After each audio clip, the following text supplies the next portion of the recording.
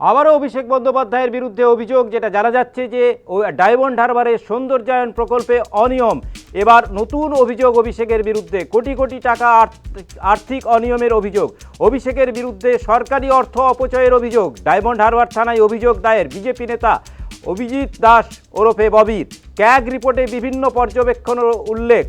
2017 সালের আগস্ট মাসে নদী সৌন্দর্যায়ন প্রকল্পের পরিকল্পনা যেটা করা হয়েছিল, সেখানে প্রায় 7 কোটি টাকারও বেশি ব্যয়ে পরিকল্পনা করা হয়। এই আর্থিক অনিয়মের অভিযোগ উঠেছে এবং সেই অভিযোগ সরাসরি করছেন বিজেপি নেতা অভিজিৎ দাস ওরফে ববি বলা যায়। এবং যেটা আপনাদেরকে জানিয়ে রাখি যে ডায়মন্ড হারবারের সৌন্দর্যায়ন প্রকল্পে অভিষেক বন্দ্যোপাধ্যায়ের বিরুদ্ধে আবার নতুন করে কোটি কোটি টাকা আর্থিক অনিয়মের অভিযোগ করা হলো।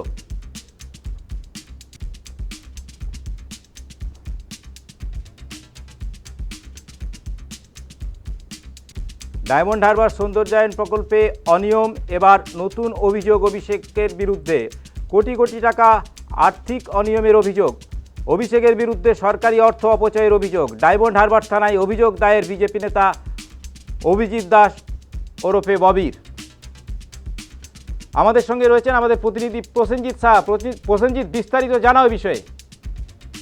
দেখো, যেমনটা জানা যাচ্ছে 2017 সালের আগস্ট মাসে ডায়মন্ড হারবারের নদী সৌন্দর্যায়ন প্রকল্পে বাস্তবায়নের পরিকল্পনা নেওয়া হয়েছিল এবং অভিষেক বন্দ্যোপাধ্যায় ডায়মন্ড হারবারের সাংসদ, তার উদ্যোগে এবং নেতৃত্বে এই সৌন্দর্যায়ন প্রকল্পটি গ্রহণ করা হয়েছিল, যার আনুমানিক ব্যয় ছিল তখন 7,17,00,000 টাকা। এবং সেই সময় ডায়মন্ড হারবারের এই যে তৃণমূল সাংসদ, তার নির্দেশেই সেচ দপ্তর সহ অন্যান্য সংশ্লিষ্ট দপ্তরের আধিকারিকেরা তারা সকলেই কিন্তু এই প্রজেক্টটির পর্যবেক্ষণ করেন এবং সেটিকে ইমপ্লিমেন্ট দেখা বছর দুয়েকের মধ্যে যখন কাজের অগ্রগতি চলছিল, তখনই কিন্তু 117 নম্বর জাতীয় সড়কের বিস্তীর্ণ এলাকা সহ এই প্রজেক্টের যেখানে কাজ হচ্ছিল সেটি কিন্তু ভেঙে নদীগর্ভে চলে যায়। হুগলি নদীর গর্ভে চলে যাওয়ার পর এই রাস্তা মেরামতি এবং পাশের যে নদী বাঁধ সেটি মেরামতির জন্য আরো প্রায় 14 কোটি টাকার মতো কিন্তু প্রায় খরচা করা হয়। এবং অভিযোগ করছেন অভিজিৎ দাস ববি যে যখন এই পুনরায় টাকা খরচ হয়, তখন কিন্তু যাদবপুর বিশ্ববিদ্যালয়ে যারা এই বিষয়ে বিশেষজ্ঞ তাদেরকে কিন্তু নিয়ে আসা হয়েছিল এবং তারা কিন্তু তখন সয়েল টেস্ট করে বা অন্যান্য যে সমস্ত পরীক্ষা নিরীক্ষা রয়েছে সেগুলো করে কিন্তু পরিষ্কার জানিয়ে দিয়েছিলেন যে এখানে কোনোভাবেই সৌন্দর্যায়ন প্রকল্প সম্ভব নয়। তার কারণ যেভাবে প্রকল্পের কাজ হচ্ছিল তাতে কিন্তু এই যে 117 নম্বর জাতীয় সড়ক সহ হুগলি নদীর যে বাঁধ রয়েছে তা কিন্তু আবারও নদীগর্ভে তলিয়ে যেতে পারে। অভিজিৎ দাস তিনি প্রশ্ন তুলেছেন, যখন এই প্রজেক্ট হাতে নেওয়া হয়েছিল তখনও এর সয়েল অন্যান্য পরীক্ষা নিরীক্ষা হয়েছিল, তাহলে তখন কিভাবে এটিকে অনুমোদন দেওয়া হয়েছিল? অর্থাৎ সরকারি টাকা তছরূপের অভিযোগ তিনি তুলেছেন। সরকারি টাকা নয়ছয় করা হয়েছে এবং এই বিষয়ে তিনি আজকে কিন্তু অভিযোগ দায়ের করেছেন ডায়মন্ড হারবার থানায়, ডায়মন্ড হারবার মহকুমা শাসকের দপ্তরে এবং সংশ্লিষ্ট অন্যান্য ধন্যবাদ প্রসেনজিৎ। আমাদের সঙ্গে ছিলেন আমাদের প্রতিনিধি প্রসেনজিৎ সাহা।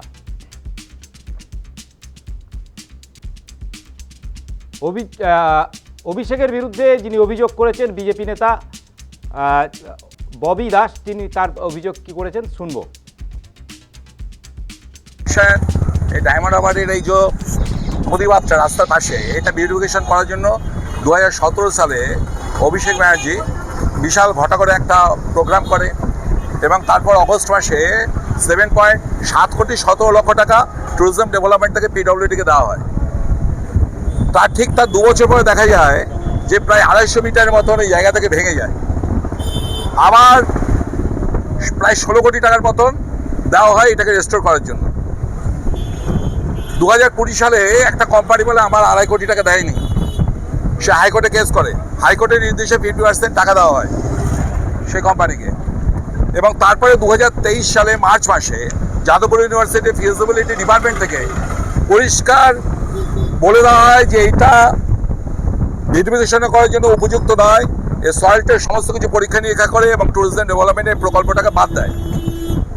আমার প্রশ্ন এইটা যে অভিষেক ব্যানার্জির নির্দেশে সেদিকে পিডব্লিউডি ইঞ্জিনিয়ারগুলো তাহলে কি রিপোর্ট দিয়েছিল যে এতগুলো কোটি কোটি টাকা যে পাবলিক মানিটা যে এটা নষ্ট হলো, এর পিছনে কি রয়েছে?